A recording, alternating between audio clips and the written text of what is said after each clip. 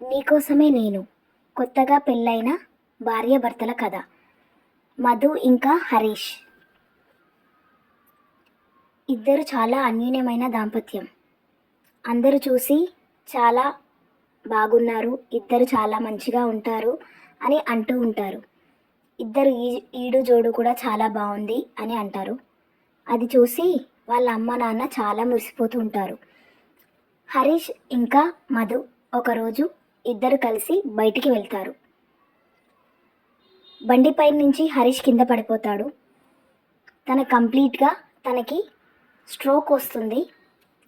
కంప్లీట్గా అతను బాడీ ఏమీ పని చేయకుండా అయిపోతుంది. బెడ్కే పరిమితం అయిపోతాడు.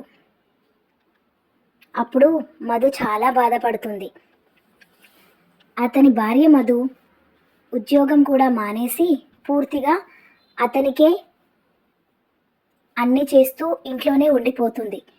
ప్రతిరోజు హరీష్కి మందులు వేయడం, తినిపించడం, తనని ఆడించడం, నవ్వించడం అంతా తనే చూసుకుంటూ ఉంటుంది. మధు అలా చేస్తూ ఉండగానే కొన్ని రోజులు గడిచిపోతాయి. హరీష్లో ఎలాంటి చలనం ఉండదు. ఇంతలోపు వాళ్ళ పెళ్లి రోజు రానే వచ్చేసింది. హరీష్ పెళ్లిలో ఒక లేఖ రాస్తాడు మధుకి. ఆ లేఖ చదివి మధు మళ్ళీ హరీష్కి వినిపిస్తుంది. ఆ లేఖను చూసి అందులో ఉన్న పదాలను విని హరీష్ చాలా భాగోద్వానికి గురి అవుతాడు. ఆ మాటలు విని హరీష్ కన్నీళ్లు ఆగకుండా బిందువులు జారిపోతూనే ఉంటాయి. అదంతా చూస్తున్న మధు ఆ క్షణం జీవితం అంటే ఏంటో, నేను హరీష్ కోసం బతకాలి కంపల్సరీ అనేసి తను డిసైడ్ అవుతుంది. ఆ క్షణం జీవిత ప్రాముఖ్యత ఏంటో తెలుస్తుంది మధుకి.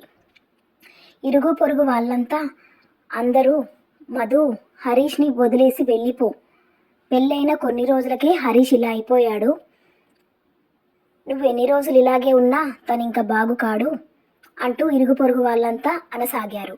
కానీ మధు అదేమీ పట్టించుకోకుండా, ఎవరి మాటలు లెక్క చేయకుండా, తన భర్తే నాకు లోకం, నా భర్తే నాకు ప్రపంచం, సమాజం మొత్తం నన్ను అన్నా కూడా నేను నా భర్తను వదిలిపెట్టి వెళ్ళను అంటూ మధు చాలా గొప్పగా అందరికీ చెప్తూ తన భర్త గురించి బతుకుతూ ఉంటుంది. ఆమె చాలా గర్వంగా చెప్తూ, అతడు నేను ప్రేమించిన నా భర్త, అతని బాధ్యత నాది, తను ఎలా ఉన్నా సరే నేను తనతోటే ఉంటాను అంటూ ప్రతి ఒక్కరికి సమాధానం చెప్తూ తన్ని చాలా జాగ్రత్తగా చూసుకుంటూ ఉంటుంది. కానీ తను మాత్రం పదే పదే ప్రతి ఒక్కరూ అదే మాట అనడం వల్ల మధు చాలా ఒత్తిడికి గురవుతుంటుంది. ప్రతి ఒక్కరూ అనే మాటలతో మధు చాలా సతమతమవుతూ వస్తుంటుంది. ఇవంతా విన్న హరీష్ చాలా బాధపడుతూ ఉంటాడు. ఒకరోజు హరీష్ కూడా, నాతో ఉండి నువ్వేమి సుఖపడతావు, వేరే వాళ్ళని ఎవరినైనా చూసి పెళ్లి చేసుకో, నన్ను వదిలేసి వెళ్ళిపో అని హరీష్ కూడా తనతో చెప్తూ బాధపడతాడు. కానీ మధు అంటుంది, ఒకవేళ నాకు ఇలాగే జరిగితే మీరు ఇలాగే చేసేవారా అని మధు అడుగుతుంది.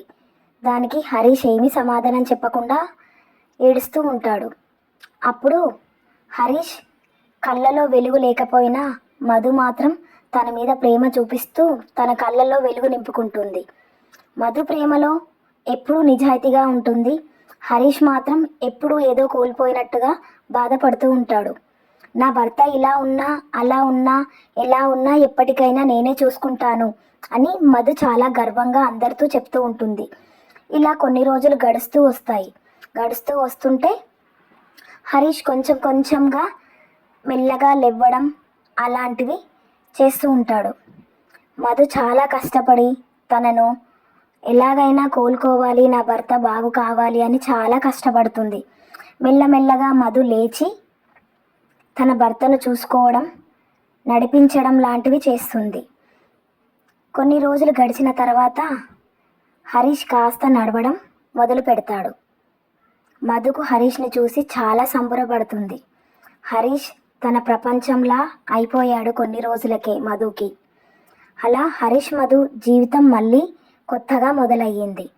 హరీష్ కంప్లీట్గా బాగైపోయి తను నడవడం మొదలుపెట్టాడు. ఇలా మనం కొన్ని రోజులు ఏదైనా బాధ వచ్చినప్పుడు తట్టుకొని నిలబడితేనే ఏదైనా మనకు దక్కుతుంది అని మధు చాలా గొప్పగా నిరూపించింది. అలా చివరికి వాళ్ళ ప్రేమ కథ సమాప్తం అయ్యింది. శరీరాలు కదలకున్నా సరే ఊపిరిగా ఇద్దరు కలిసి బతికారు. ఇలాంటి భార్యాభర్తల కథ చాలా గొప్పగా ఉంటాయి. మధు ఇంకా హరీష్ చాలా గొప్ప బంధం.